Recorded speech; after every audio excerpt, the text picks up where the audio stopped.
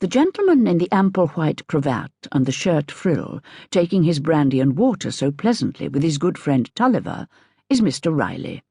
A gentleman with a waxen complexion and fat hands, rather highly educated for an auctioneer and appraiser, but large-hearted enough to show a great deal of bonhomie towards simple country acquaintances of hospitable habits. The conversation had come to a pause.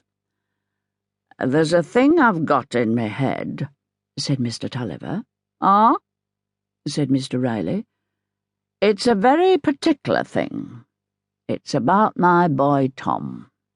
At the sound of this name, Maggie, who was seated on a low stool close by the fire with a large book open on her lap, looked up eagerly.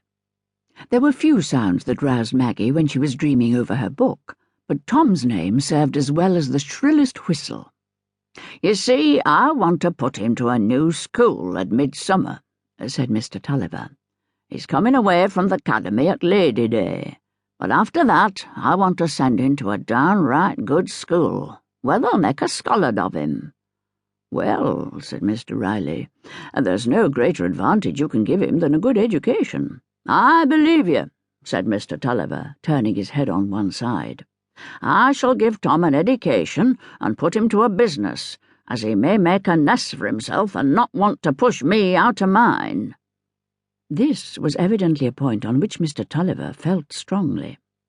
Maggie jumped up from her stool, forgetting all about her heavy book, which fell with a bang within the fender, and going up between her father's knees said, "Father, Tom wouldn't be naughty to you ever, I know he wouldn't."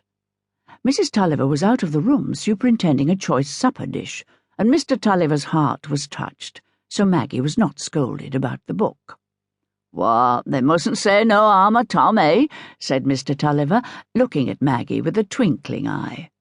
Then in a lower voice, turning to Mr. Riley as though Maggie couldn't hear, "She understands what one's talking about so as never was, and you should hear her read, straight off, as if she knowed it all beforehand.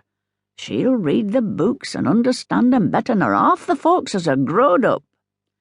Mr. Riley shook a little under the application of his pinch of snuff before he said, "But your lad's not stupid, is he? I saw him when I was here last, busy making fishing tackle. He seemed quite up to it." "Well, he isn't not to say stupid, but he's slow with his tongue, you see, and he reads but poorly. Now what I want is to send him to a school where they'll make him a bit nimble with his tongue and his pen, and make a smart chap of him." "You're quite in the right of it, Tulliver. Better spend an extra 100 or 2 on your son's education than leave it to him in your will. I dare say now you know of a school as'd be just the thing for Tom." Mr. Riley took a pinch of snuff before he said, "I know of a very fine chance for anyone that's got the necessary money, and that's what you have, Tulliver." The fixed inquiring glance with which Mr. Tulliver had been watching his friend's oracular face became quite eager. "He's an Oxford man," said Mr. Riley sententiously, looking at Mr. Tulliver to observe the effect of this stimulating information. "What? Parson?" said Mr. Tulliver, rather doubtfully. "Yes, and an M.A. He's fond of teaching, and wishes to keep up his studies, and a clergyman has but little opportunity for that in his parochial duties. He's willing to take 1 or 2 boys as pupils. They'd be quite of the family, the finest thing in the world for them, under Stelling's eye continually." "And what money do he want?" said Mr. Tulliver, whose instinct told him that the services of this admirable M.A. would bear a high price. "I've no doubt he'd take your boy at 100, and that's what you wouldn't get many other clergymen to do. I'll write to him about it, if you like." Mr. Tulliver rubbed his knees and looked at the carpet in a meditative manner. "But belike he's a bachelor," observed Mrs. Tulliver, who was now in her place again, "and I've no opinion of housekeepers. I hope you won't think of it, Mr. Tulliver." "You may set your mind at rest on that score, Mrs. Tulliver," said Mr. Riley, "for Stelling is married to as nice a little woman as any man need wish for a wife. If I were you, I think I would enter on the subject with Stelling at once.